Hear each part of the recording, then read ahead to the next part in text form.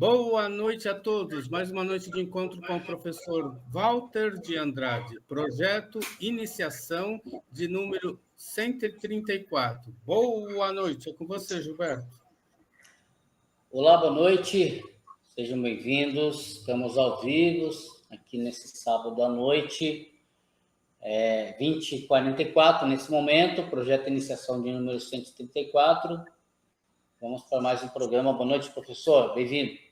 Boa noite, irmão Carlos Nascimento, irmão Gilberto Catira. Boa noite a todos os irmãos que estão presentes aqui no nosso encontro e vamos trabalhar, né? Todos sábado estamos aí apresentando assuntos bastante importantes a respeito da obra e assim, isso é muito importante, né? Esse encontro é destinado a dar a base filosófica e iniciática para aqueles que pretendem seguir o caminho da iniciação. A base, são duas bases importantes. Os ensinamentos de Helena, da mestra Helena Petrovna Blavatsky, e os ensinamentos do nosso querido professor Henrique José de Souza. O professor Henrique José de Souza, fundador da Sociedade Brasileira de Biose, e Helena Blavatsky, fundadora da Sociedade Teosófica, né? O objetivo é a síntese do conhecimento, a fim de propiciar aos pretendentes ao caminho da iniciação informações e valores importantes para essa finalidade. Outra finalidade do encontro é propiciar a reflexão a respeito do momento evolutivo que a humanidade está vivenciando nesse início do século XXI, início da era de Aquários. Muito bem. Então, o projeto, o nome do nosso programa chama-se Projeto Iniciação.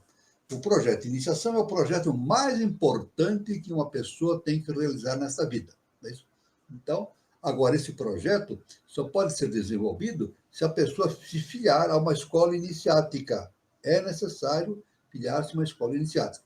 E essa escola iniciática tem que fundamentalmente, seguir rigidamente os preceitos e fundamentos da ciência iniciática das idades. Existem muitas escolas, a pessoa pode escolher a que mais lhe agradar. Mas, de nossa parte, nós convidamos que a pessoa venha fazer o seu processo de iniciação aqui na Sociedade Brasileira de Biose. Como é que ela pode fazer? É muito simples. É só entrar num mecanismo, uma ferramenta de busca na internet, colocar lá, Sociedade Brasileira de Eubiose, vai aparecer o site de Eubiose. E no site ela vai localizar logo, tem um botãozinho lá, onde estamos, e vai, através de apertando esse botãozinho, ela vai localizar todos os departamentos que existem no Brasil e no exterior. Então, qual é o caminho? A pessoa, então, tem que entrar em contato com esse departamento, né? No site dá informações sobre telefone, o endereço, e-mail e assim por diante, né? A pessoa entra em contato com o departamento e estabelece todas as condições necessárias para ela começar o primeiro grau, que é o grau peregrino. Esse ano já não dá mais, estamos já terminando o ano, né? Então, mas logo no início do ano, de 25, teremos já na segunda semana o início do grau peregrino. Então, esse é o convite que nós fazemos aos irmãos que querem seguir esse caminho, né? Na verdade, o primeiro grau é o peregrino. Depois temos mais 4 graus, totalizando 5 graus. Finalizando os 5 graus, a pessoa tem o direito de tornar-se membro efetivo da Sociedade Brasileira de Eubiose. Ela pode participar das reuniões internas, externas, de todos os eventos, ritualísticas, isso, tudo, né? E, inclusive, pode se desenvolver, dando palestra, dando aulas, né? A pessoa pode se desenvolver nesse campo também, isso é muito importante. Agora, mas o mais importante de tudo, ela tem a possibilidade e o direito de ler as cartas de revelação do nosso mestre, professor Henrique José de Souza. Isso é muito importante. Agora, é claro que se ela vai procurar um departamento, se não existir um departamento na sua cidade, ou não existir um departamento próximo, ela morar distante de algum departamento, ela tem uma outra possibilidade, é fazer o chamado EAD, Ensino à Distância. Mas, mesmo assim, ela tem que entrar em contato com um dos departamentos e estabelecer justamente as condições para que se processe, ela receba pela internet aos ensinamentos relativamente ao grau peregrino, que é o primeiro grau que ela vai seguir. Tudo bem? Então, são essas informações que nós pretendemos dar, né? E vamos começar, então, o nosso caminho, né, de hoje. Né? Eu devo dizer que, a partir de hoje, nós vamos fazer uma exposição sobre um assunto importantíssimo para os tempos atuais, que é justamente a era de Maitreya. Olha só, é muito importante para os tempos atuais. Não só para os tempos atuais, como para toda a história do planeta Terra. Né? Então, vamos ver. Claro que vão ser várias apresentações, porque o assunto é muito extenso, e vamos começar, então, hoje com a parte 1, sobre a era de Maitreya. Né? Vamos ver aqui, inicialmente, o que a mestra Helena Petrovna Blavatsky nos ensina a respeito do que é Maitreya. Né? Maitreya Buda, o mesmo que Kalki Avatara de Vishnu, o avatar do cavalo branco, o Sosyoshi e outros messias. A única diferença está nas datas de suas aparições respectivas. Assim, quando se espera que Vishnu apareça em seu cavalo branco no final do atual Kali Yuga, para extermínio final dos malvados, renovação da criação e restabelecimento da pureza. Maitreya é esperado antes. O ensinamento popular ou esotérico, diferenciando-se muito pouco da doutrina esotérica, afirma que Sakyamuni Gautama Buda visitou Maitreya em Tushita, uma mansão celeste. Ele visitou uma mansão celeste.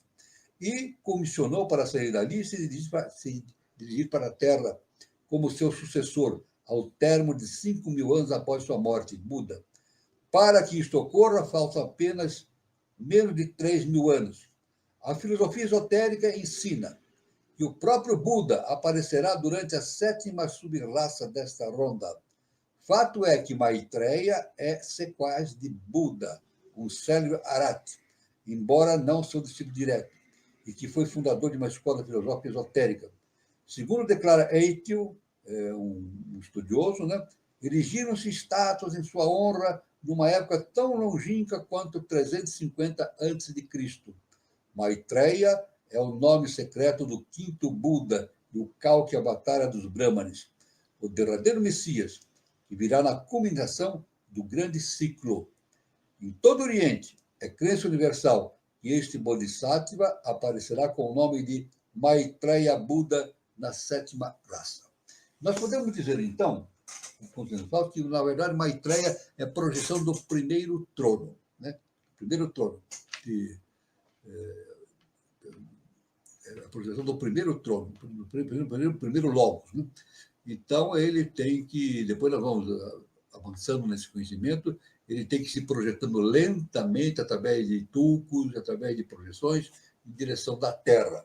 Mas é o momento adequado do início da aparição de Maitreya. O professor Henrique de Souza chama, inclusive, né, nosso ciclo atual, o 3º milênio, de a Era de Maitreya. Isso é muito importante. Então, vamos lá abordar esse assunto, que é de uma importância extraordinária. Mudanças cíclicas.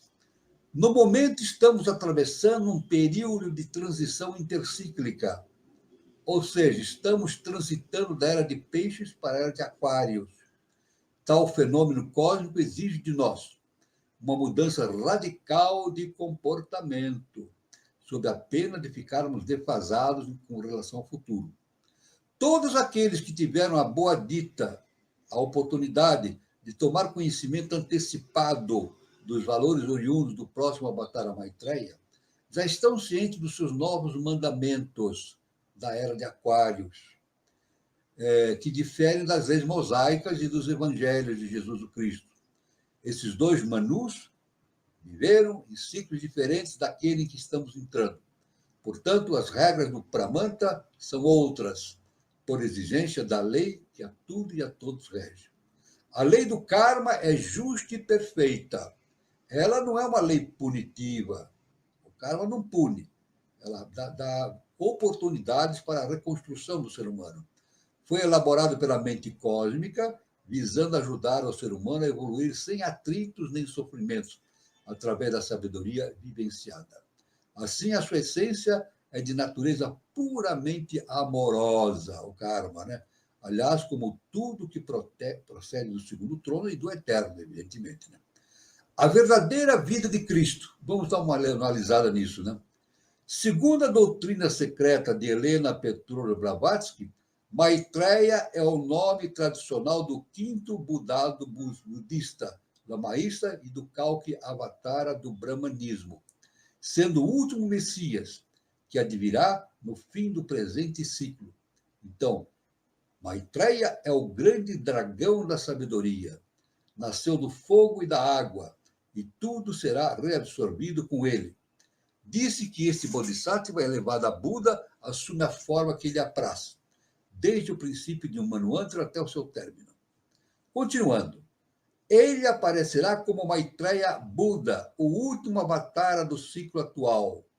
Esta crença e essa expectativa são universais em todo o Oriente, através dos séculos, né?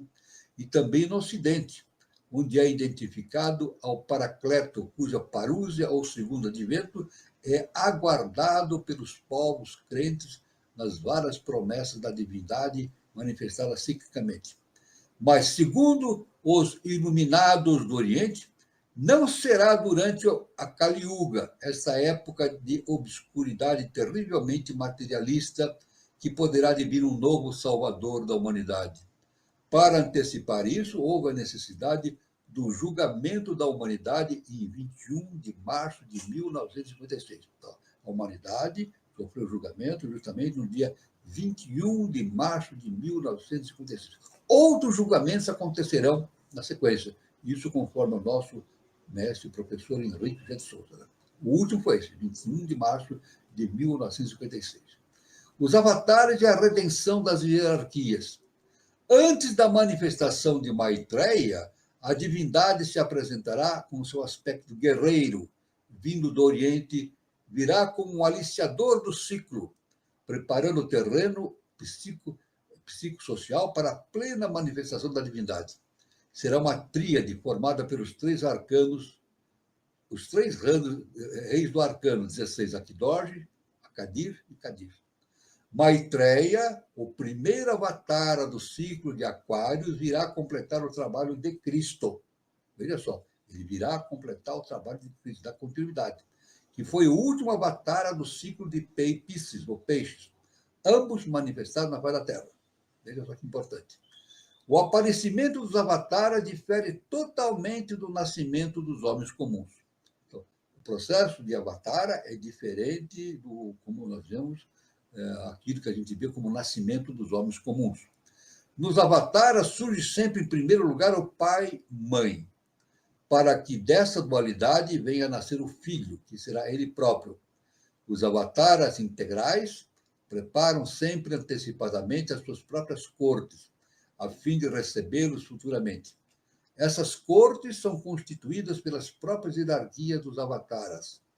Por lei, pela lei cósmica justa e perfeita, todas as vezes que um avatara se manifesta na face da Terra, também a sua hierarquia é obrigada a encarnar, por norma, com antecedência, a manifestação divina. Então, quando essa avatara se manifesta, vem toda uma hoste, um conjunto de seres de hierarquia encarnando-se no planeta a fim de fazer transformações importantes no processo evolutivo, né?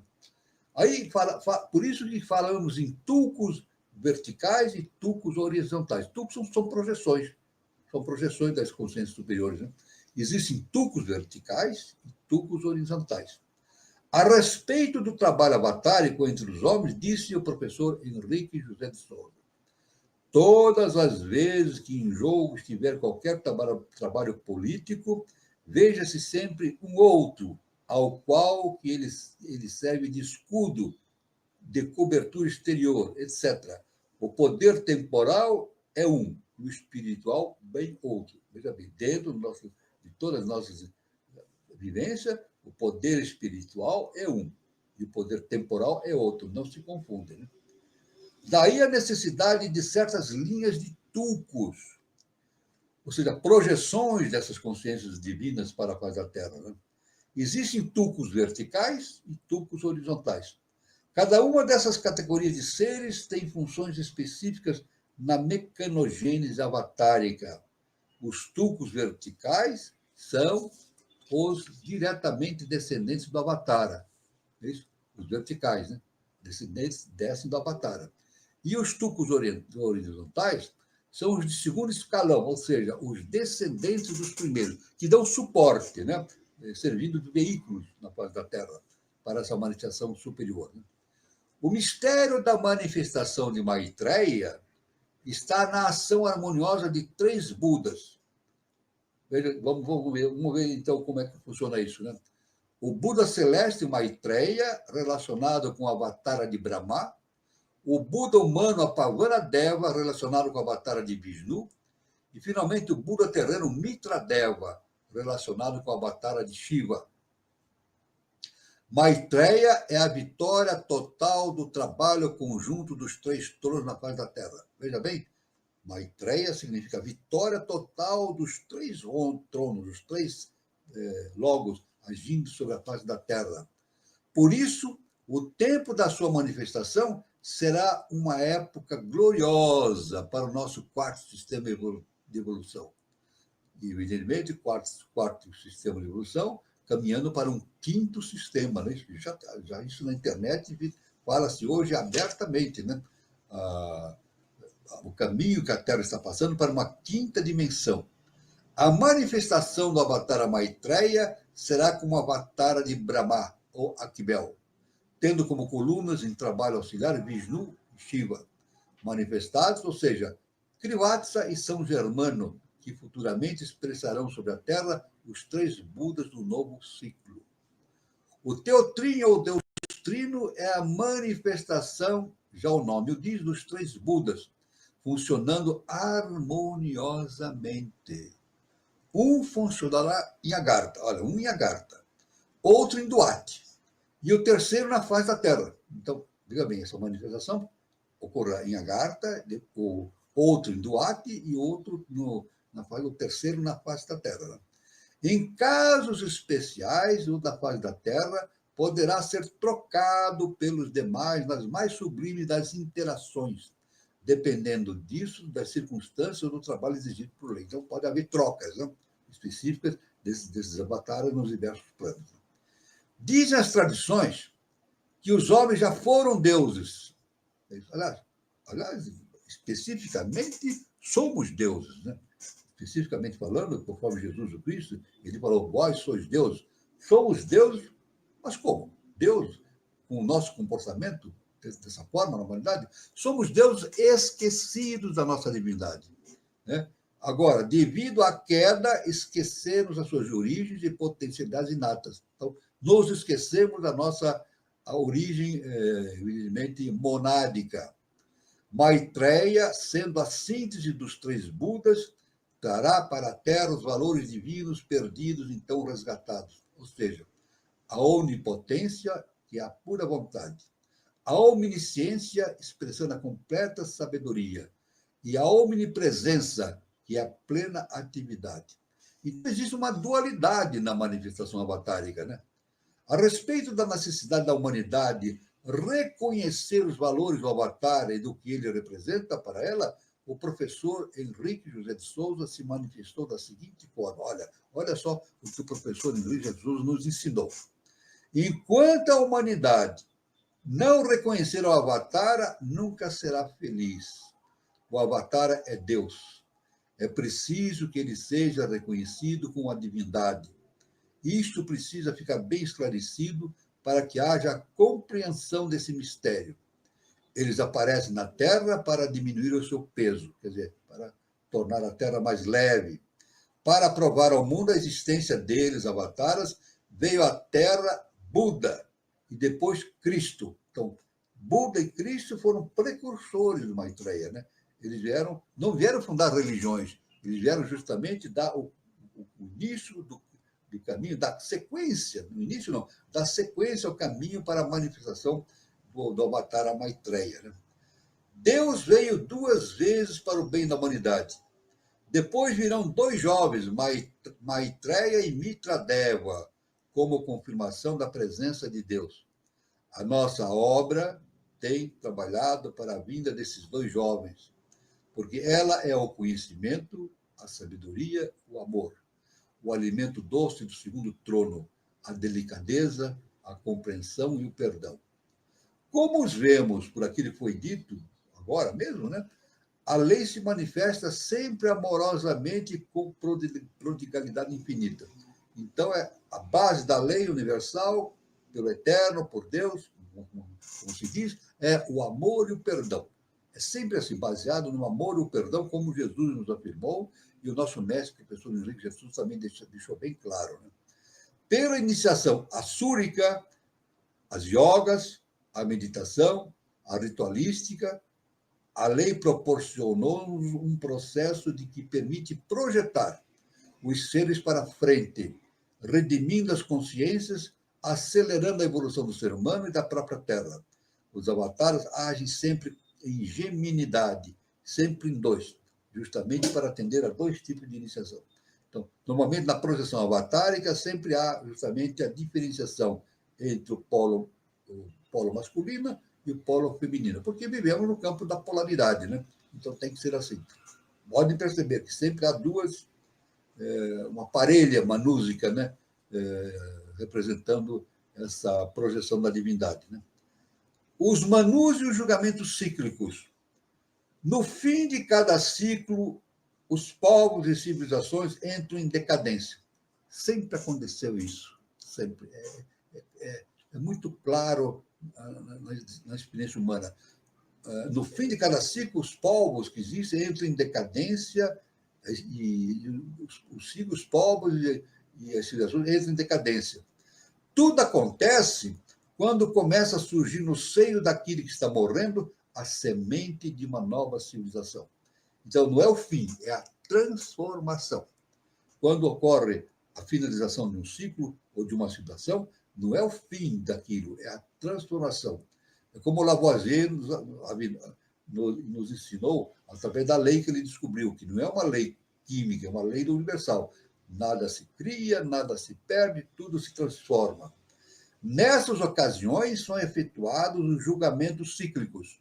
Então, a humanidade está sempre sendo julgada. Existem grandes julgamentos e pequenos julgamentos cíclicos. Muito bem. Esses julgamentos realizados pelo próprio Manu, onde determinam a separação daqueles que irão construir o futuro dos retardatários, que serão apartados dos vencedores. Então, o próprio Jesus fala, né? Separação do joio do trigo. Isso inevitavelmente acontece. Na Terra ou em qualquer planeta desse universo, é esse o sistema que acontece. Né? Os julgamentos são feitos levando em conta as realizações espirituais de cada um e o estado de consciência alcançado durante o ciclo em questão. Este fenômeno está se verificando atualmente, onde os povos da Europa, Ásia e África estão cedendo lugar aos povos do Novo Mundo. Por que o Novo Mundo? Porque quem preside o desenvolvimento da nova era é justamente o Ocidente. Por que o Ocidente é melhor que o Oriente? Não, porque é cíclico. É o ciclo, tem que atender ao ciclo, atendendo à lei cósmica justa e perfeita. Quem desenvolve a atual realização da humanidade rumo a uma nova civilização é justamente o Ocidente. É dever do Ocidente fazer isso. Tal acontece pelo continente americano ter sido o escolhido pela lei para ser o berço das raças bimânica e atabimânica que fecharão a atual ronda. Então está as Américas, em especial o Brasil. A gente sabe que o Brasil é o berço da nova civilização. E o nosso mestre diz, a pátria da Avatara Maitreya, patrimônio da Ordem de Cristo. Isso é algo extremamente importante, né? Extremamente importante para o nosso conhecimento. Né? Então, aqui. Prosseguindo. Aspecto, atividade da divindade.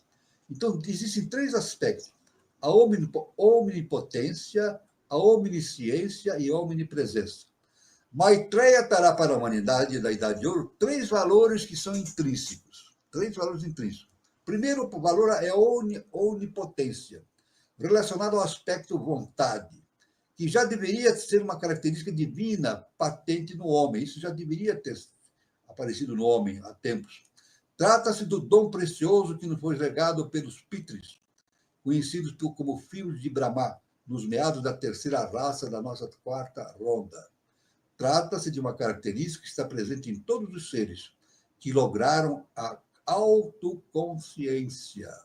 E qualquer será panágio de todos aqueles que tiveram a boa sorte de conseguirem passar para a era de Maitreya, o Buda celeste. Omnisciência está relacionada ao aspecto amor-sabedoria, que é o segundo aspecto da manifestação avatárica. Firmará na consciência humana a sabedoria integral, através do Buda humano. Sabedoria que, como já dissemos, nunca foi retirada do convívio dos homens, mas tão só resguardado, pois sua posse implica em poderes transcendentais, que, mal utilizados, podem causar sérios danos, como já aconteceu na esplendorosa civilização Atlante, que resultou no seu fim trágico. Então, a divindade está sempre presente em nós, mas só que há uma limitação na exposição desses conhecimentos para que a humanidade não use esses conhecimentos de maneira enganosa, né? Por isso que o próprio Jesus Cristo ele disse para os discípulos, né? E para a humanidade, não atireis pérola aos porcos. Isso é muito importante, né? Aí vem a questão da onisciência. Está relacionada ao aspecto amor-sabedoria, que é o segundo aspecto da manifestação avatárica. Firmará na consciência humana a sabedoria integral, através do Buda humano. Sabedoria que, como já dissemos, nunca foi retirada do convívio dos homens. Então, a divindade nunca nos abandona e nunca nos abandonou e jamais nos abandonará. Mas tão só resguarda o conhecimento para ele não ser jogado aos porcos, né? Como Jesus falou. Pois a sua posse implica em poderes transcendentais que, mal utilizados, podem causar sérios danos, como já aconteceu na esplendorosa civilização Atlante e que resultou no seu fim trágico, né? Então, evidentemente, é por isso que existe o ocultismo, né? O ocultismo é uma forma de se preservar desses conhecimentos e transmitir esses conhecimentos, através do ocultismo, somente para aqueles que têm as mãos e a mente preparada para seguir com dignidade a lei justa, a lei cósmica justa e perfeita. Aí vem a questão da omnipresença, expressa pelo Buda terreno, relaciona-se com o aspecto da atividade, ou seja, quando a vontade de Deus é posta em movimento através da roda da vida, ou do samsara. Samsara é justamente a roda da vida, né? A união de causa e efeito formando uma roda, né? Como o Buda nos ensinou, né? Siddhartha Gautama. Roda que é movimentada pela lei do Pramanta, né? A cosmogênese ensina que o mundo celeste é a morada de Adam Kadmon, como semente ou bija dos avataras. Para que essa semente floresça e realize um trabalho de construção dos planos mais densos da manifestação, tal essência original projeta-se em duas linhas chamadas de linha vertical e linha horizontal, como já vimos, né? Formando uma cruzeta cósmica da manifestação. Aí surge a ideia do Pramanta, né? O Pramanta é justamente esse cruzamento de uma linha horizontal, né? De consciências agindo numa linha horizontal e de consciências que agem numa linha vertical. Então, dá o aspecto do Pramanta. Isso justamente é a definição do Pramanta que nós falamos, né? Formam a cruzeta cósmica da manifestação, ou Pramanta. Tal fenômeno objetivo o aspecto da atividade, ou a omnipresença de Deus. Quer dizer, omnipresença quer dizer a presença permanente de Deus em nosso caminho, na nossa vida, na nossa consciência. O aspecto vertical do Avatara, é isso? Faz-se através de 7 planetários, agindo por aqueles conhecidos no Oriente por bodhisattvas primordiais. Esse processo não deixa de ser uma forma elevada de tucuísmo. É uma forma elevada de tucuísmo, ou seja, vão-se projetando tucos com menor potencialidade para o mundo, para que possa haver um relacionamento entre a consciência humana com um desses tucos, né? Por sua vez, essa manifestação avatárica polariza-se numa rama feminina ou da mãe divina e numa rama masculina ou do pai divino. É sempre assim. Nessa projeção, chega um momento que há uma divisão entre o lado feminino e o lado masculino. Isso é necessário por causa da polaridade, né? Porque nós vivemos no mundo polar. Né? No mundo não polar, não. O feminino e o masculino, eu acho integrado numa mesma consciência. Como já vimos, essas linhas são constituídas por seres da mais alta linhagem hierárquica. Maitreya, vamos falar agora mais diretamente. Prenúncio da vinda de Maitreya. O nascimento de um ser da hierarquia de Maitreya reveste-se do mais profundo mistério. Olha só, a manifestação de Maitreya reveste do mais profundo mistério. Não se trata de uma simples encarnação, como nós entendemos. Segundo os anais ocultos, Maitreya nasceu nos mundos sagrados, no interior da Terra, no dia 24 de fevereiro de 1949. Isso o nosso mestre, professor Luiz de Souza, deixou em suas revelações. Então, nós temos agora o sinal dos tempos. Inevitavelmente, nós temos o sinal dos tempos. Os chamados sinais dos tempos sempre configuram-se no céu, mas precisamente através das conjunções astrológicas. Aí entra o problema da astrologia. A astrologia não é uma ferramenta que dá para entender, ou pelo menos dá um caminho para entendimento de todo esse processo. Né? No início do ciclo de peixes, presidido por Jesus, o Cristo, o sinal manifestou-se através da tradicional estrela de Belém. Estrela de Belém, né? Que orientou os três reis magos até o avatar que acabara de nascer. Na verdade, a estrela de Belém é a conjunção entre Júpiter e Saturno. É isso? Então, os três reis magos viram, não no céu, propriamente dito, mas através dos seus estudos astrológicos, a manifestação de um ser de alta hierarquia, que foi Jesus, né, o Cristo, né? E isso apareceu sob a conjunção de Júpiter com Saturno e dito assim, alegoricamente, uma estrela de Belém. No início do ciclo de peixes, presidido por Cristo, o sinal manifestou-se através da tradicional estrela de Belém, que orientou os três reis magos até o avatar que acabara de nascer. Esse sinal, mas que foi a conjunção entre Júpiter e Saturno, denominado na tradição iniciática por Asgalasha, ou esplendor celeste. Essa também foi a razão oculta porque Jesus abençoava sempre com os dedos indicador e médio, erguidos sobre os demais inclinados, por serem esses dedos correspondentes aos dois referidos planetas. É por isso que nas imagens nós vemos Jesus abençoando e orientando os discípulos, levantando os dois dedos, né? O indicador e o médio. Um relacionado com Júpiter e outro relacionado com Saturno. Veja só que nada acontece por acaso. Está tudo relacionado com o conhecimento iniciático superior. Né? Mas aí nós temos, então, o juízo final. No calendário de ciclo de 36 anos, o ciclo do Sol, que começou em 1981, como o nosso mestre, professor Henrique de Souza, nos ensinou, o ciclo do Sol começou em 1981 e terminou em 2016, pertinho aqui, né? Há 8 anos. Né? Determinará a afirmação na Terra da paz almejada por todos, como preparação para o estabelecimento do governo único da Terra, que será exercido por Mitradeva. É por isso que hoje, na internet, a gente vê muita gente falando sobre esse termo que não se comentava antigamente. Né? A questão dos 5 anos, 6 anos não se comentava. Foi de 2 anos, 3 anos, 2 anos para cá que está se falando muito em quinta dimensão, transição da Terra, etc, etc. Se bem que os espíritos já falavam há muito tempo, né? Os espíritos falaram há muito tempo, né? Que o planeta Terra deixará de ser um planeta de expiação para ser um planeta de regeneração. O referido reinado nada terá com que se compare com o passado, esse do futuro, né? Ou seja, com o atual estado caótico em que se encontra a humanidade. Realmente é fim de ciclo. A humanidade encontra num estado caótico, né? Aliás, o nosso mestre sempre afirmou isso, que era fim de ciclo gasto e apodrecido.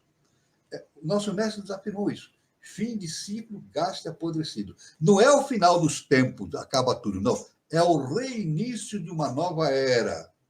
O governo espiritual do mundo haverá de desfraldar o pavilhão branco da alvura imaculada, símbolo da paz universal entre todos os povos, indo consolidar os princípios do amor, da verdade e da justiça. Né?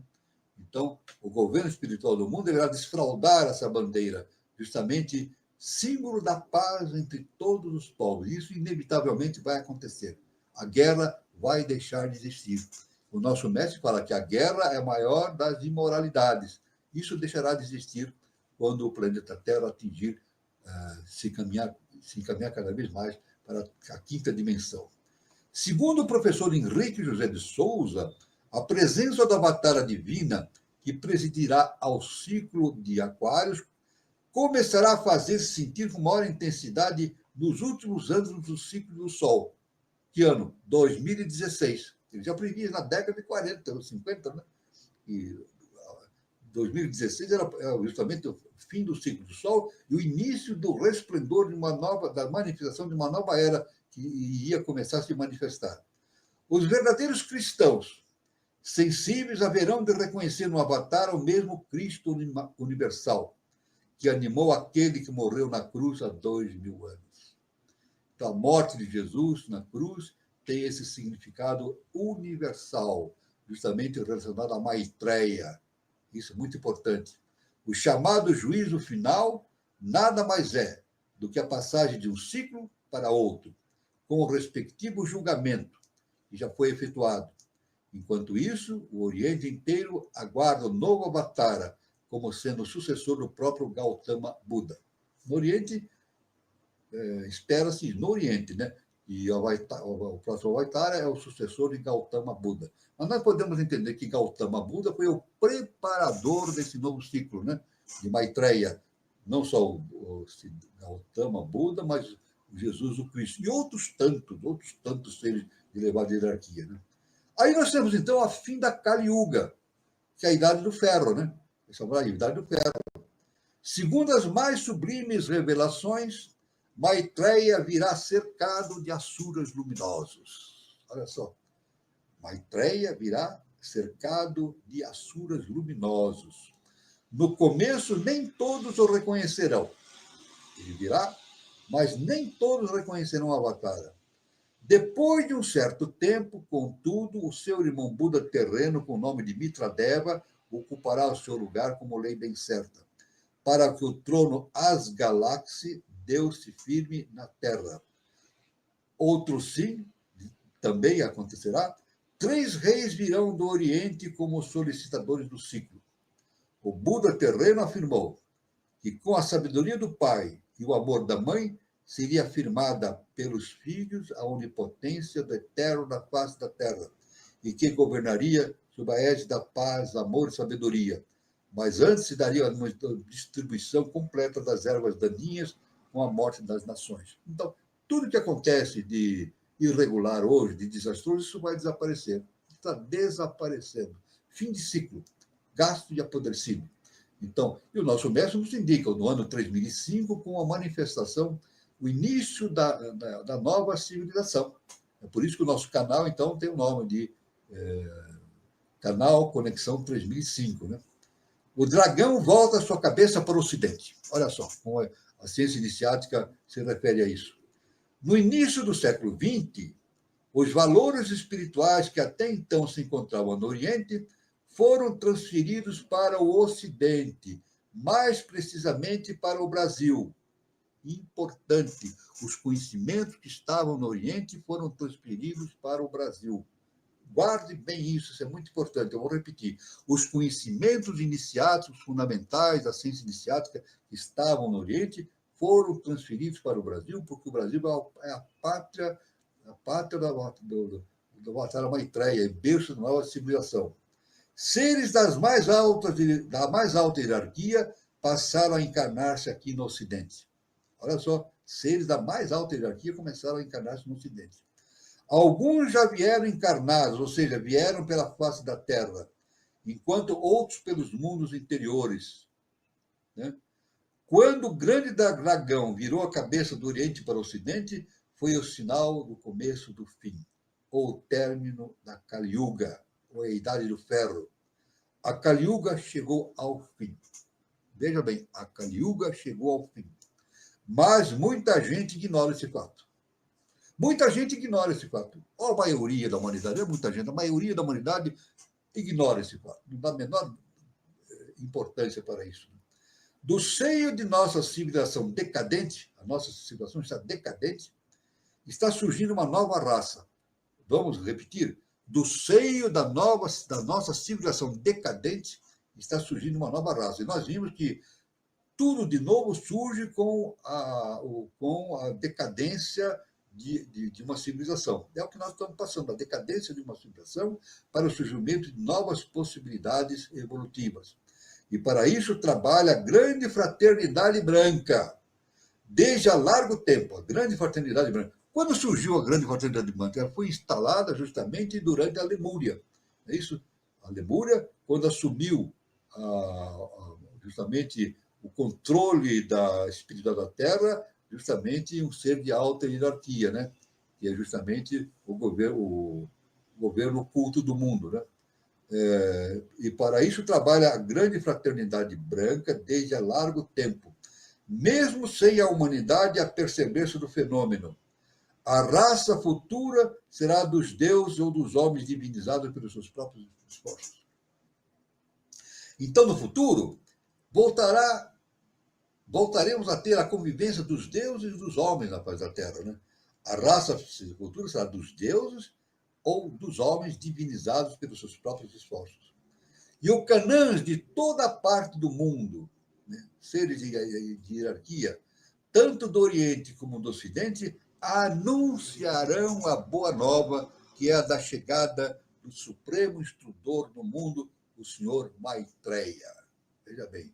Então, e o Canaãs de toda parte do mundo anunciam e anunciarão, e já estão anunciando, a chegada do supremo instrutor do mundo, o senhor Maitreya. Qualquer outro movimento que trate do Avatara sem citar a nossa obra carece de legitimidade. Sim, porque muitos falsos profetas e messias irão apresentar-se juntando-se aos que já por aí andam, na sua triste faina da discórdia e da confusão. É por isso que nós falamos no início.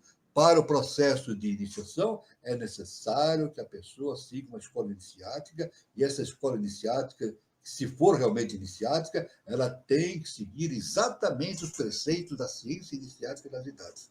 Isso é muito importante, para não haver um desvio de rota, né? O que vai causar um karma, causa um karma terrível. Né? Ação avatárica na quarta raça-mãe.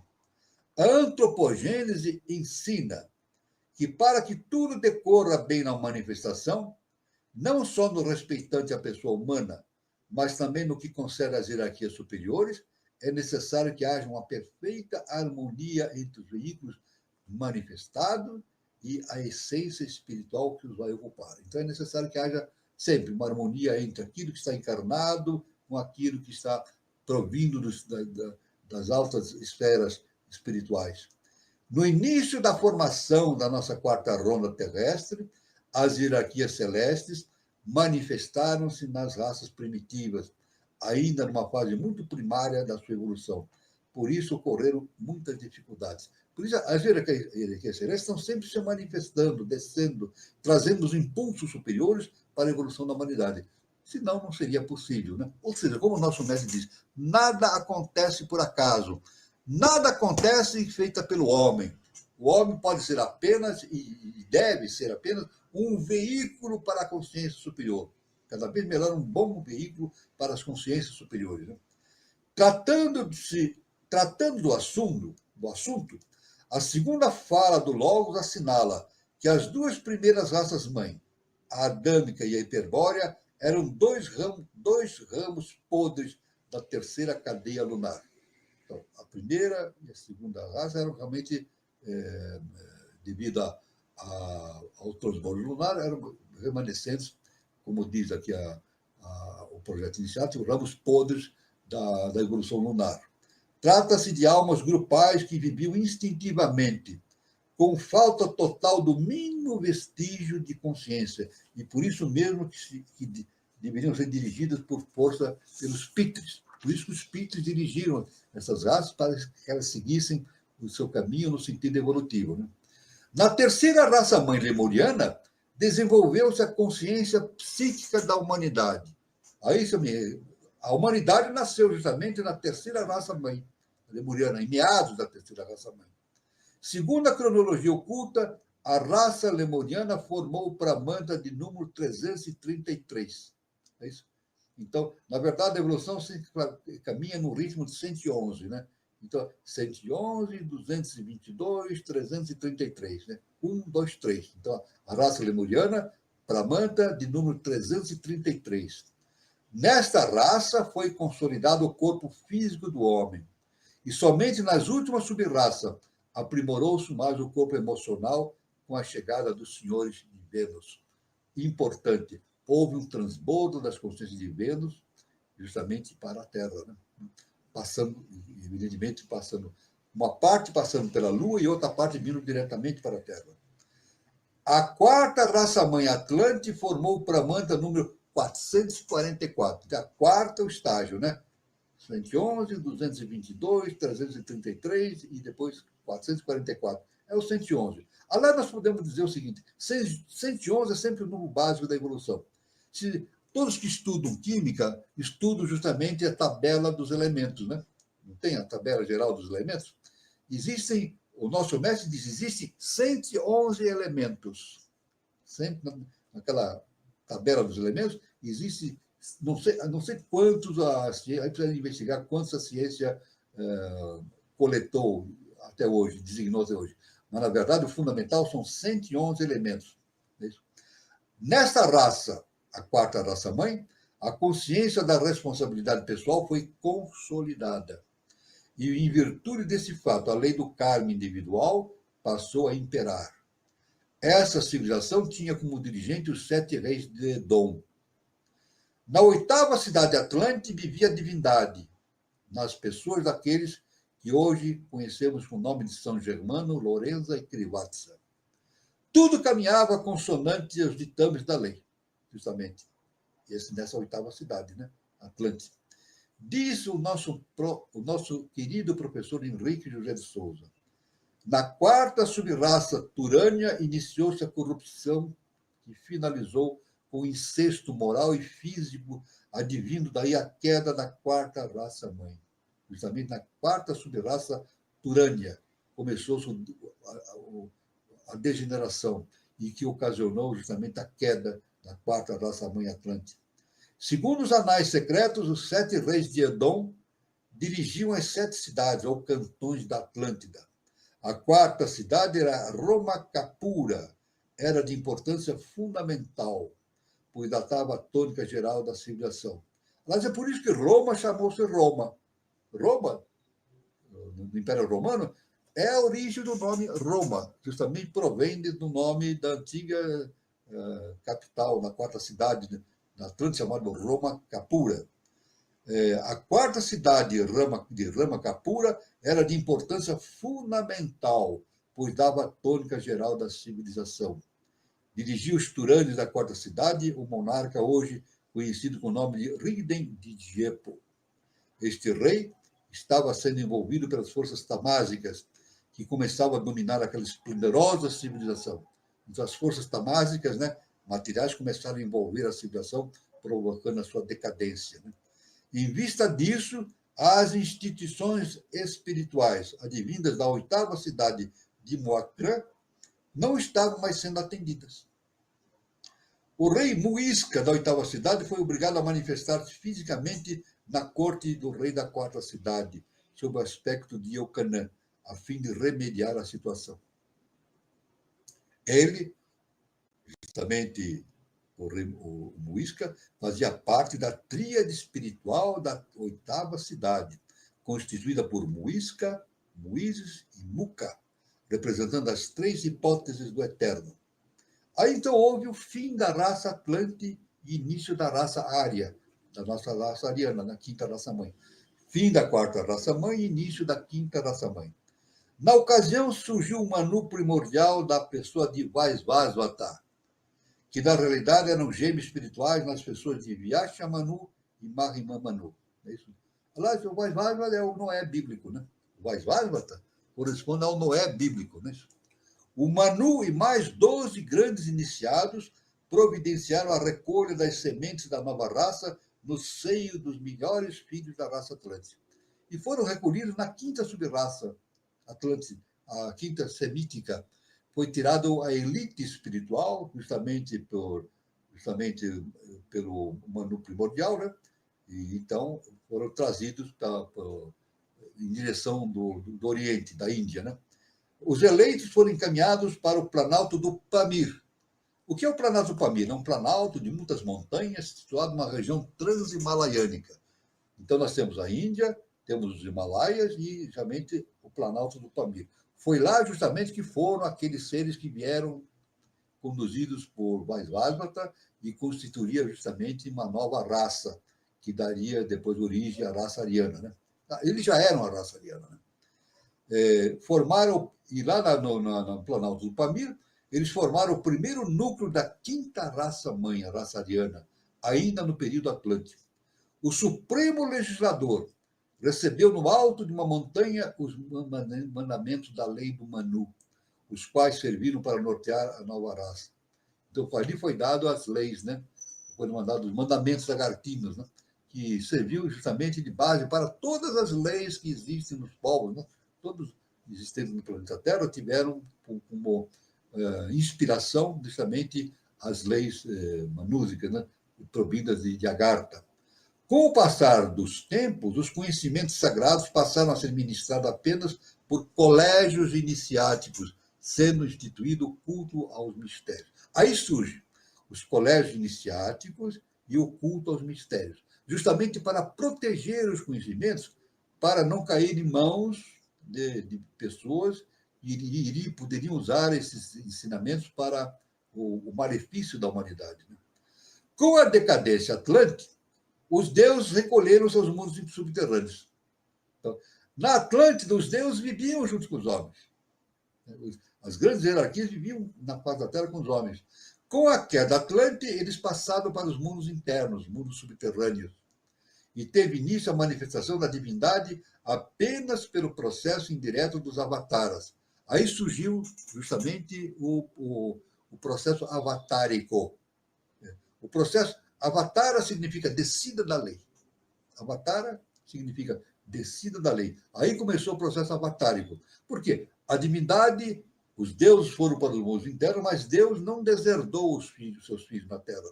Ele deixou justamente o processo avatárico para continuar dando sempre ensinamentos para a humanidade. Devemos lembrar que no apogeu da civilização atlântica não existiam os mundos subterrâneos formalizados, como depois aconteceu em virtude das hierarquias divinas conviverem com os homens na face da Terra. Então, aí tem a questão do surgimento dos avatares e o surgimento das civilizações. Todos esses povos antigos receberam a graça da presença de instrutores celestes. Olha só, todos os povos receberam essa graça de ter esses instrutores celestes descendo das altas hierarquias em direção da Terra. Assim, os babilônios tiveram, para orientá-los, Hammurabi. Os assírios tiveram Sargão II. Na Pérsia, contaram com a orientação de Zoroastro, ou Zaratustra. Os semitas foram orientados por Abraão, Davi, Moisés e Salomão. Os fenícios pelo rei Badesir e os seus filhos. Os egípcios tiveram como orientador Hermes Trismegisto. Olha só, nada acontece por acaso.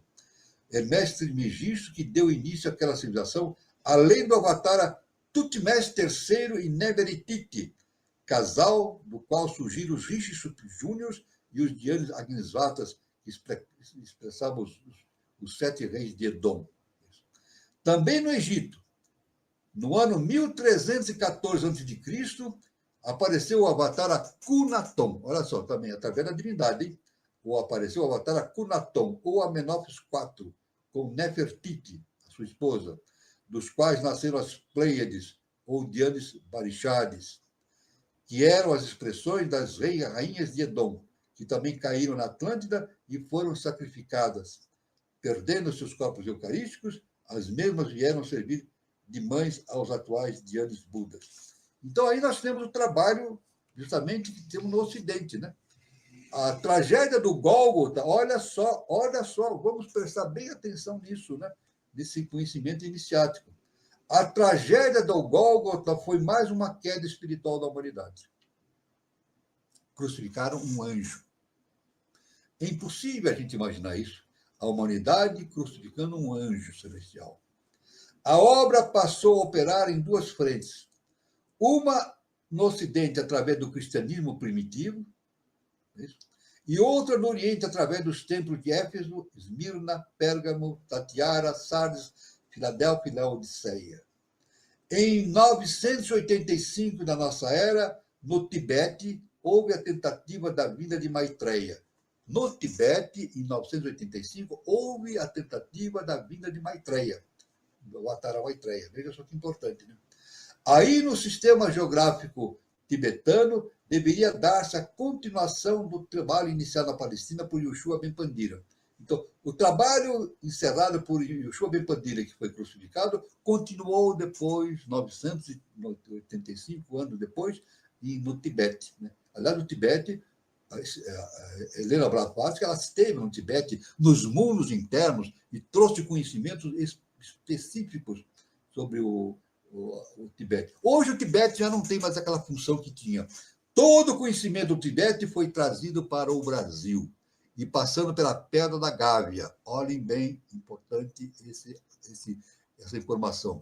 Conhecimento do Tibete, trazido para o Brasil, e passando pela Pedra da Gávea, que é um importante monumento existente no Brasil, dos tempos antigos. Né? Aí, no sistema geográfico tibetano, deveria dar-se a continuação do trabalho iniciado na Palestina por Yoshua Ben Pandira. Basicamente, consistia em reunir novamente os 777 casais e dar nascimento a Maitreya e a sua corte. Novamente, o número 711 agindo nesse processo cósmico. Né? Então, deveria reunir 776 casais no Tibete e dar nascimento a Maitreya e a sua corte. Os gêmeos espirituais, como Mi e Da. Os gêmeos espirituais no Tibete, chamavam de Mi e Da. Estavam encarnados na face da Terra com a finalidade de dirigir o trabalho avatárico.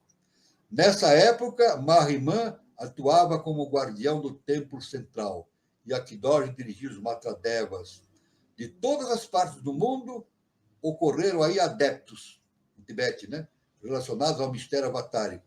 Já os Karamaras, ou ciganos, os adeptos da letra C, formavam uma tribo de serviçais devido ao cargo da sua rebeldia nos mundos interiores de Badagas, onde acabaram de ser expulsos. Aí vem a história dos ciganos. Né?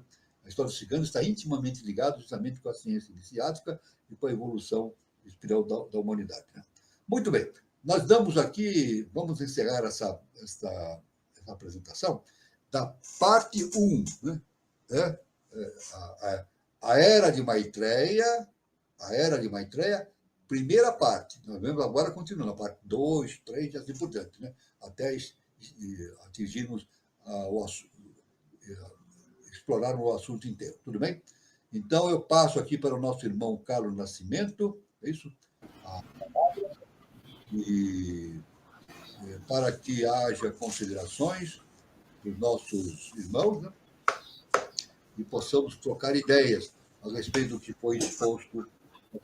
Tudo isso, todo esse conhecimento que eu expus, é baseado no conhecimento iniciado das idades. Não existe nenhuma informação que não esteja em consonância com a ciência iniciada das idades, com a lei cósmica justa e perfeita. Isso é muito importante da gente deixar bem esclarecido. É muito bom, professor, esse conhecimento e é atual, porque a gente está, né, no final de ciclo, começando um ciclo novo, e conforme o senhor expôs, a gente percebe, né, que a humanidade teve várias quedas, né, e que a divindade também é misericordiosa, né, professor? Mesmo com tanta queda, ela sempre manda para a gente, vamos dizer assim, um príncipe, né, celeste, né? Um príncipe celeste para alavancar a evolução da humanidade. Nós vimos aí, por exemplo, a queda de Atlântida, né? A Lemúria sofreu também, acabou através do fogo, a Atlântida acabou através da água, né? E outras civilizações também acabaram. Roma também, ela se desenvolveu, tornou-se um importante império, né? Mas depois foi se degradando, né? Aí Nero, Calígula, apareceram criminosos, foi se degradando e acabaram, então, invadidos e acabou-se Roma, né? Mas não só esses povos, também os maias, os astecas, né? Os egípcios também tiveram a sua queda, né? Justamente depois da saída de Moisés com o seu povo, o Egito sofreu uma queda terrível, né? E passou a ser dominado por outros povos, né? Exatamente. O Egito ficou sob o domínio de outros povos, né? E ficou sob o domínio de Roma durante 700 anos, né? Somente conseguiu libertar depois de 700 anos. Depois que libertou de Roma, ela tornou-se um império ligado à Inglaterra, né? Tornou-se a Inglaterra dominava o Egito e grande parte do Oriente. Então, isso aí é importante a gente reconhecer isso. É por isso que nós temos que pensar bem. No nosso momento evolutivo, nós temos aqui a humanidade como um todo, especificamente no Brasil, com a parte da Batalha Maitreya, e nós temos que trabalhar para que não haja um rompimento desse processo estabelecido pela Lei Código da Justiça Perfeita. A responsabilidade dos brasileiros é muito grande. Se bem que agora, no terceiro milênio, com a vinda de Maitreya, é isso? Maitreya está num processo de avatara, vai haver uma seleção, conforme Jesus afirmou. Com certeza não haverá uma queda, porque vai ser garantido pela lei a transição para a quinta dimensão. A passagem para a quinta dimensão é inevitável. Agora, quem estiver pronto para a quinta dimensão, passa para a quinta dimensão. Quem estiver na terceira e quarta dimensão sai da Terra e vai para globos primitivos. É isso? Onde vive na época das cavernas. Então, inevitavelmente, o Brasil caminhará, inevitavelmente, até 3005, com o surgimento de uma nova civilização. E, nesse instante, o nosso mestre nos ensinou que justamente a Agartha virá para a face da Terra. Haverá uma comunhão nos mundos internos com a face do planeta. Então, os deuses voltarão a conviver com os seres humanos na superfície do planeta Terra. Muito bom, professor. Gilberto, você tem alguma colocação para fazer? Oi, Carlos, tudo bem? Recadinho de sempre para o pessoal que está aí acompanhando, tem muita gente que deixando pergunta, comentário.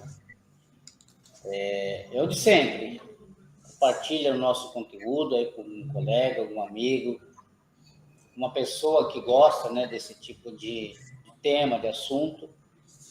Tem bastante assunto interessante, com abordagem exclusiva do professor Walter. Para quem está aqui acompanhando a live agora, a gente pede sempre que dê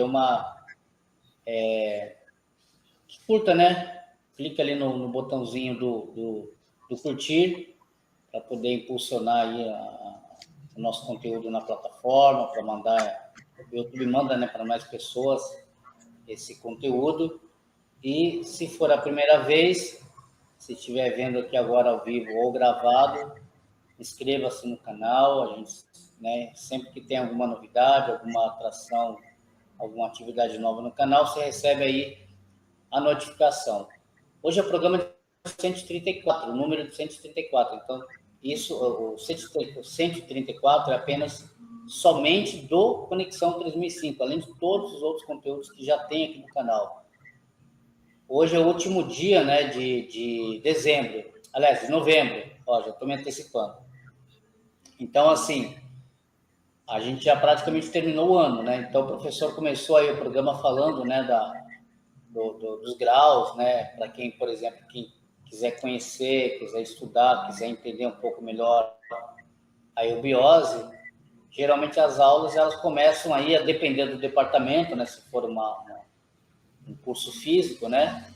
Geralmente elas começam no mês de janeiro, em meados de janeiro, online, tem lá a sua data, aí você pode entrar lá no contato com cada departamento, com o site, e verificar a data que mais, o local, o formato. Mas, independente de qual seja, caso você que esteja vendo e esteja pensando, não conheça, não tenha ainda o contato, e esteja pensando na possibilidade de conhecer, de fazer os graus, de aprofundar, para ter acesso a esses temas que a gente aborda, que o professor aborda aqui de uma forma mais profunda. Você já pode antecipar um pouco teu conhecimento e navegar aí por esses vídeos. Como eu disse, só do projeto de iniciação são 134 episódios. Então, assim, são temas que abordam tópicos, não de maneira tão aprofundada como as aulas, obviamente, que não é o propósito aqui. Mas, como o professor sempre fala, ela dá a base teórica para aqueles que têm a vontade, deixa a pessoa familiarizada com a proposta, com o tema, com o assunto. Então, quando você entra e começa a fazer os graus, você já está mais ou menos inteirado, já está mais ou menos familiarizado. É muito interessante. Então, é como se você já estivesse se antecipando com as suas aulas. Então, fica aí a dica. Procura aí no canal, se for a primeira vez, e já fica por dentro do que está acontecendo e já faz o seu contato com algum departamento ou com o departamento online para começar as aulas, se for assim, do seu interesse. Então, é essa a minha dica, certo? Muito bom, Catira.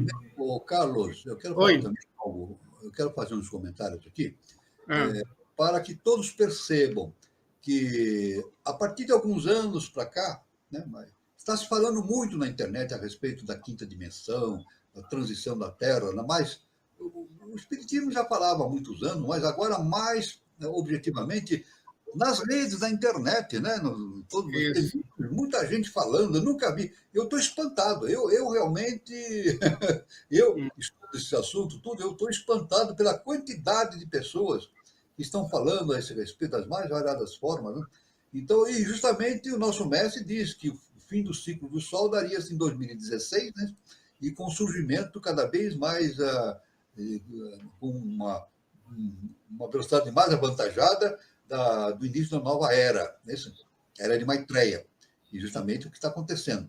Nosso mestre indicou o ano 2005 como o início da era de Maitreya, no planeta Terra, o início da era de Maitreya. Eu só quero dizer que esses conhecimentos que nós temos aqui a respeito da ciência inicial das idades foi trazida por Blavatsky no século XIX, justamente em grande parte do Tibete, depois justamente recebeu todo aquele conjunto de potencialidades deixado pelo Jesus o Cristo. E isso tudo do Tibete veio para o Brasil. HPB foi uma grande desbravadora do conhecimento. O mundo tornou-se diferente depois da HPB, porque ela trouxe todo esse conhecimento para o Ocidente, e o Ocidente não sabia disso. Ela falava de Maitreya também, evidentemente. E o nosso mestre, o professor Henrique de Souza, ele deu continuidade esplendorosa a esse conhecimento. Durante 63 anos, ele falou todo dia, falando sobre esse processo da transformação da Terra, cada vez com maior profundidade. Então, o nosso mestre, ele conduz, dá continuidade ao trabalho de Blavatsky, mas com uma característica muito importante, ele faz a síntese das coisas. Ele é sintético. Então, a gente pode, através dos ensinamentos dele, ter uma visão sintética da coisa, e é muito importante isso. Eu digo o seguinte, é muito importante que as pessoas que se dedicam a esses estudos tomem conhecimento justamente dessas potencialidades que a Terra está tendo, da transformação, o surgimento de uma nova era, ou a vinda do Avatar Maitreya. Chegou a hora. Ponto final. O velho ciclo, início de uma nova civilização na face da Terra, a quinta dimensão. Muito bom, professor. Eu vou passar para as perguntas. O Guilherme Gazelli coloca: a Helena Pretona Blavatsky, ela deixou alguma escola física? Não, ela deixou a Sociedade Teosófica, Uma escola física, a Sociedade Teosófica, que está o núcleo dela, o fundamento está em Adyar, na Índia, Isso. Então, cada país, aqui nós temos aqui a Sociedade Teosófica Brasileira, no Brasil, na Alemanha tem a Sociedade Teosófica, sempre com o nome do país em que ela está fundamentada, Mas está lá em Adyar, a sede em Adyar, na Índia, porque Blavatsky trabalhava nos Estados Unidos, mas ela foi muito perseguida nos Estados Unidos, E não teve outro caminho senão ela ir para Adyar e fundar a sociedade na Índia, deixar a sociedade teosófica na Índia, né? Mas ela foi para a Índia, mas não deixou de realizar o seu trabalho de trazer o conhecimento do Oriente para o Ocidente. Esse é o trabalho importante, né? Tudo que estava no Oriente foi trazido para o Ocidente. E é o Ocidente que tem que trabalhar esse conhecimento para o surgimento de uma nova civilização. E o professor Henrique de Souza deixa isso bem claro, bem claro. Nunca ouvi uma coisa tão clara como os ensinamentos do professor Henrique de Souza a respeito desse processo de transição da Terra para uma nova civilização. Muito bom, professor. A Cristiane, ela coloca: olá, boa noite a todos. Assistindo aqui de Chapada dos Veadeiros, professor. Olha que lugar que bom. Maravilhoso. Por favor, senhor Walter, e a todos do canal, poderia falar um pouco mais sobre os ciganos? Gratidão, parabéns pelo canal. Na verdade, os ciganos cometeram alguns erros na antiga Atlântida, né? E, evidentemente, pagam um karma por isso, né?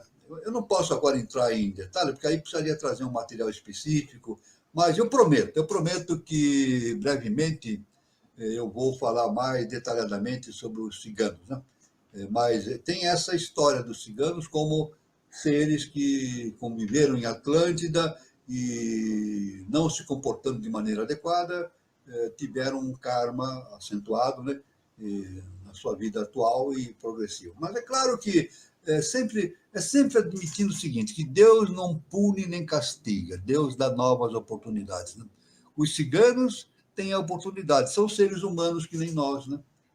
Como todos nós somos seres humanos, né? Eles tiveram seus erros no tempo de Atlântida, assim como nós tivemos nossos erros aqui no Ocidente, né? Com coisas bárbaras que se fizeram, né? Como a Inquisição, as guerras, Primeira e Segunda Guerra Mundial, as coisas bárbaras, e atualmente continuando com as guerras, né? A decadência das instituições, né? A corrupção tomando conta de todo o esquema do mundo, né? Isso em qualquer lugar que a gente vai no planeta Terra tem uma coisa bárbara da má condução dos destinos sociais e políticos das nações. Isso tudo evidenciando o fim do ciclo. É fim de ciclo, está no término. Devemos afirmar também que isso aí é produzido pelas forças das sombras. Né? Agora, a gente diz assim, então o mal está tomando conta da Terra? Não é bem assim que está acontecendo. Nós já vimos o seguinte, que não existe bem e mal, sim o necessário. Você precisa entender isso. Não existe o bem e o mal, mas é o necessário. É necessário que as forças das sombras venham se manifestar para produzir o adiantamento daqueles que estão no processo evolutivo. As forças das sombras não percebem isso, mas elas estão provocando o adiantamento dos seres evolutivamente na face da Terra. As pessoas, através das forças das sombras, estão conseguindo separar o joio do trigo, ver o que é bom, o que é mal, não é isso? O que é certo, o que é errado, né? Então, as forças das sombras já estão em fase de autodestruição. Força das sombras é autodestruição. Aliás, o ódio é autodestruição. Quem odeia está se autodestruindo. Quem ama está se construindo. Reflete para dentro dele mesmo. Quem odeia está odiando a si mesmo. Então, as forças das sombras tentando destruir o planeta Terra, impedindo a evolução espiritual da Terra, elas estão se destruindo. E estão com o caminho determinado para os planetas primitivos. Serão enviados forças das sombras, seus veículos, seus apoiadores e simpatizantes. Veja bem, estou falando, hein? Força das sombras, seus veículos, seguidores e simpatizantes. Sairão da Terra e irão para mundos objetivos, mundos obscuros. Eu que estou falando? Não. O professor deixou isso por escrito. Eu estou repetindo, eu estou afirmando aquilo que o professor falou. Ensinou. Ele disse, quem não estiver preparado para a nova civilização não reencarna mais na Terra, irá para mundos obscuros. Interessante, hoje a gente entra na internet, existem comentários e mais comentários a esse respeito, de que aqueles que não estiverem preparados não irão para a quinta dimensão, serão retirados e levados para mundos obscuros. É a separação do joio do trigo, né? Só que no Evangelho a gente tem a imagem de que o joio é jogado no fogo, né? Mas, na verdade, o joio vai ser jogado em mundos primitivos, né? E o Jesus o Cristo informou que neste mundo em que o joio é atirado, ele diz, haverá choro e ranger de dentes. Isso aí está no Evangelho, né? Jesus Cristo falou assim, aqueles que foram para esse lugar, haverá muito choro e ranger de dentes. Mas não é uma punição de Deus, mas sim um processo de ativação de oportunidades. Então, os ciganos também, eu não vou poder abordar aqui com plenitude a questão dos ciganos, mas podemos depois, numa oportunidade, né? Mas todos cometem erros e todos recebem a oportunidade da evolução. Muito bom, professor. A Eliana Teixeira ela faz uma pergunta em duas etapas. Vou passar as duas, professor. Muitas quedas de império atrasaram a evolução, mas agora a vitória de Deus foi integral e radical. Cosmicamente já está resolvido, mas falta à humanidade resolver as suas próprias criações astrais e mentais para o equilíbrio, a neutralidade, é isso? Inclusive na internet, muitos falam que o que está acontecendo na Terra não é simplesmente um acontecimento terrestre, mas um acontecimento galáctico. Nada acontece por acaso, né? A Terra está aqui funcionando, está todo mundo no processo de provação e etc., né? Mas isso tudo tem relação com a galáxia, né? Porque, veja bem, a Terra, muitos serão retirados da Terra. Quem vai ser retirado? Não sei, só a lei. Eu mesmo digo, eu sei se eu vou para a quinta dimensão, se vou para mundos obscuros, eu não sei. Eu não posso afirmar isso. Só a lei cósmica, porque tem o meu karma, né? Eu tenho o meu karma a ser cumprido. Dependendo do meu karma, então a lei cósmica vai decidir para onde eu vou. Não é verdade? Mas vai decidir pela lei do amor e do perdão. Então, isso é evidente que o que está acontecendo na Terra não é simplesmente na Terra, é algo galáctico, na galáxia, porque tudo evolui em conjunto. Da mesma maneira que muitos sairão da Terra, isso o nosso mestre nos diz, muitos seres virão das esferas superiores e reencarnarão na Terra, não é isso? Para justamente ampliar a consciência humana e dar oportunidade para aqueles que estão na consciência humana se reparando, né? Pode ser que muitos que venham encarnar na Terra venham também degradados de outros planetas. Pode ser que eles venham para repetir a sua experiência na Terra, mas são mais evoluídos que nós. Na verdade, aqueles que saíram da Terra e foram para planetas obscuros, eles saem daqui como força das sombras, mas lá eles são gênios. Eles vão ajudar os seres mais primitivos que lá estão, mais primitivos do que eles. Então, eles vão ajudar a descobrir a roda, a acender o fogo, etc., a fazer construções, né? Então, tudo isso acontece no universo de acordo com a lei do amor e do perdão. É isso que eu posso dizer. Então, a falta de humanidade produz justamente a falta de consciência humanista produz essas quedas, né? Mas a nossa irmã diz, Eliana, mas falta a humanidade resolver suas próprias criações astrais e mentais para o equilíbrio. A neutralidade. É isso mesmo, a neutralidade. Então, o ser humano deve atingir um ponto em que ele vai entender o que é bem e mal, que até agora o ser humano não entende o que é bem e mal. É incrível, né? O ser humano não entende o que é bem e mal. Que cada um define algo como bem e mal e é um conflito, né?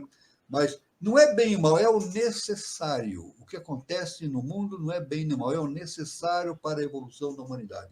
Isso o ser humano tem que entender, para que ele possa ter acesso a outras dimensões. Muito bom, professor, o pessoal agradecendo, a Lúcia Margarida, a Daniele Negori, a Ana Cristina de Araújo, a própria Eliana Teixeira, né? E a Ana Cristina Araújo coloca: é consolador o que foi dito, que uma nova geração civilização está surgindo dentro do caos e da degradação em que vivemos. Exatamente. O mundo está em degradação. As pessoas podem dizer assim, Walter, você está sendo muito negativista, né? Não é negativismo. Eu estou falando aquilo que a ciência iniciática nos afirma. Né? Jesus falou isso. Jesus falou, eu estou sendo negativo? Não, eu estou falando o que a ciência iniciática afirma. Jesus falou a respeito dos tempos. O mestre nos disse que justamente o fim de ciclo gasto e apodrecido, né? E HPB e o mestre ensinou que as civilizações crescem, se desenvolvem e depois se degeneram. E normalmente, via de regra, é sempre assim. As civilizações são originadas pelos mundos internos, tem a base por seres dos mundos internos. Isso foi Roma. Roma foi fundada por seres dos mundos internos. Se desenvolveu, tornou-se gigantesco, depois foi degenerando. Chegou um tempo que apareceu Nero, Calígula, uma série de seres criminosos, e Roma foi se degradando até sumir, né? E assim acontece com toda a civilização. E a nossa civilização atual vai sumir. Mas ela vai sumir por um processo, não é bem e mal, é o necessário. Vai sumir para que haja novas possibilidades evolutivas para o planeta Terra. Não só no planeta Terra, mas em conjunção galáctica. Está tudo relacionado com a nossa galáxia, com o nosso universo. Nada acontece de maneira isolada, está tudo reunido num só contexto. Muito bom, professor. Deixa eu passar os recados que eu tenho aqui. Aqui no canal Conexão 3005, toda terça-feira nós temos a nossa roda de conversa, e a próxima terça-feira, dia 3 de dezembro de 2024, no mesmo horário, às 20h40, teremos a nossa roda de conversa com o tema A Ambiência para a Manifestação das Potencialidades. Quem falará sobre isso é o Morenci Laporta. Ele é terapeuta, pesquisador, ele é lá de Campinas, né? Ele é de Campinas. Ele vai abordar os seguintes assuntos. No universo, tudo é vibração, frequência, energia. E o ambiente, os objetos e as pessoas são dínamos de propagação, frutificando as potencialidades.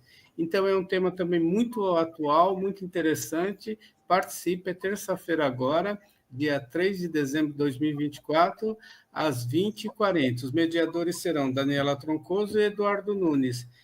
Participe. Eu também queria... Hoje teve bazar em Santana, né? Teve a palestra pública gratuita e está aí gravado no canal Conexão 3005. Quem tiver pesquisando aí no YouTube, nosso canal, vocês vão poder estar assistindo, porque está gravado lá. Tá? Então, foi uma palestra pública que fala sobre saúde mental e emocional para uma vida de sucesso e no físico. Né? As palestrantes foram membros da CHAC de São Lourenço e também da SBE, Helena Bentes e Liz Helena Jefferson de Souza. Falando no Espaço Shakti, eu queria também falar que o Espaço Shakti Nova Era, Centro de Terapias Holística, tem sua matriz lá na cidade de São Lourenço. Quem estiver passando por São Lourenço, sul de Minas Gerais, visite. O endereço está aí, é Praça Helena Jefferson de Souza 38, anexo 1, São Lourenço, Minas Gerais. Para mais informações, tem o contato do telefone via WhatsApp, prefixo 35 São Lourenço, e o número é 99756-6874. Aí também está o endereço no Instagram, @ShaktiNovaEra. Lembrando que tem filial na Eubiose de Brasília, departamento de Brasília, e 2 endereços em São Paulo. Departamento de Santana, que fica perto do metrô Santana, na Conselheiro Saravia 538, e também no departamento do Sumaré, que fica próximo da estação do metrô Vila Madalena. Bom, os recados eram esses. Deixa eu ver se tem mais alguma pergunta, professor. O Guazelli Neto, eu já respondi para o Guazelli, né? Duas observações. Realmente, as forças das sombras, quando agem no mundo terreno, elas tentam subverter tudo e provocar o não desenvolvimento espiritual da humanidade. Mas as forças das sombras, elas agem como cobradoras kármicas. Então, o mal que as forças das sombras pensam que estão fazendo, na verdade, elas estão fazendo um bem também, mas elas ignoram. Porque não existe bem nem mal, é o necessário. Agora, é claro que as forças das sombras responderão por suas atitudes, mas elas deixam gravado na Terra, por cobrança kármica, a possibilidade do desenvolvimento da humanidade. Aí também, no encontro passado, o nosso irmão Guazelli falou justamente sobre agora estou esquecendo o que ele falou. Falou sobre depois, daqui a pouco eu vou lembrar. Então, professor, tem muita gente agradecendo aí o encontro, o Décio lá de Caieiras, né? Grato a toda a equipe pelo valioso trabalho. Mais uma vez, a Ana Cristina de Araújo também, maravilhoso encontro. Nossa gratidão pela oportunidade, pelo empenho de vocês. Professor Walter, Carlos Gilberto, um abençoado final de semana a todos. E o Guilherme Guazelli, ele fez algumas colocações mesmo, né, professor? Eu não passei todas as perguntas do último... Na vez passada, ele falou sobre um tema que eu queria justamente abordar aqui, mas agora está me fugindo aqui. Qual é aquele que a pessoa recebe as potencialidades antes do tempo? Como é meu Deus, Premonição? Não é premonição, ela recebe a... Intuição. Saque contra o futuro. O saque contra o futuro. O Guazelli falou, eu estava me escapando aqui o que ele tinha perguntado. Ele fez uma observação na vez passada sobre qual seria o momento do saque contra o futuro. É agora! A resposta é agora. Não é verdade? No ano 3005, o nosso mestre diz que vai começar uma nova civilização. Mas todos aqueles que tiverem a capacidade de entender a lei, mesmo que não sejam evoluídos, tenham as suas deficiências, mas trabalharem para o desenvolvimento da humanidade, para que a humanidade consiga realizar esse quadro do seu desenvolvimento, está fazendo um saque contra o futuro. O que é um saque contra o futuro? É receber os benefícios que ele iria receber no tempo da sua formação como adepto já. É isso? Então, quem trabalhar de acordo com a lei, mesmo não sendo desenvolvido espiritualmente, ele recebe o saque contra o futuro. Ele recebe todas as dádivas e potencialidades para fazer o seu trabalho ajudando a humanidade. Aí está a resposta que eu queria dizer para o Guazelli, né? Que é o momento agora de todos, com consciência, agir para ter o saque contra o futuro nas suas vidas. Muito, muito bom, professor. Aqui, deixa eu ver, aqui não tem mais pergunta. Professor, o senhor quer fechar com algumas considerações finais sobre a vinda de Maitreya? Bom, nós vimos a primeira parte, né? Agora nós vamos para a segunda parte e vamos ver até onde nós, não sei se vai ter uma terceira parte. A segunda vai ter, não sei se, talvez tenha uma terceira também, né? Mas eu sempre quero dizer que eu entrei com esse assunto porque é de uma importância fundamental. Está se discutindo isso na internet, né? Sempre deixando, né? O nosso mestre disse que a partir de 2016 esses assuntos iam se espalhando, né? No fim do ciclo do Sol, né? E a partir de 2016 ficaria cada vez mais claro a ocorrência do surgimento de uma nova civilização. 16, 24 são 8 anos, né? Então, justamente agora, estou percebendo de 2 para 3 anos agora, o assunto está se espalhando na internet e de maneira fantástica, né? Fico surpreendido com a quantidade de argumentos, o importante são considerações bastante claras, bastante fundamentadas, não são assim coisas assim, né, sem lógica, não, são bem fundamentadas aqueles que falam sobre esse assunto. Então, é o momento da transição para uma nova era, a era de Maitreya. Muito bom, professor. Então, eu quero agradecer a presença de todos, principalmente a do professor, que passa tanto conhecimento para a gente. Obrigado, professor, pelo encontro, projeto de iniciação 34. Boa noite a todos que assistiram, prestigiaram, e lembre-se que fica gravado no canal Conexão 3005, é só entrar no YouTube e assistir depois.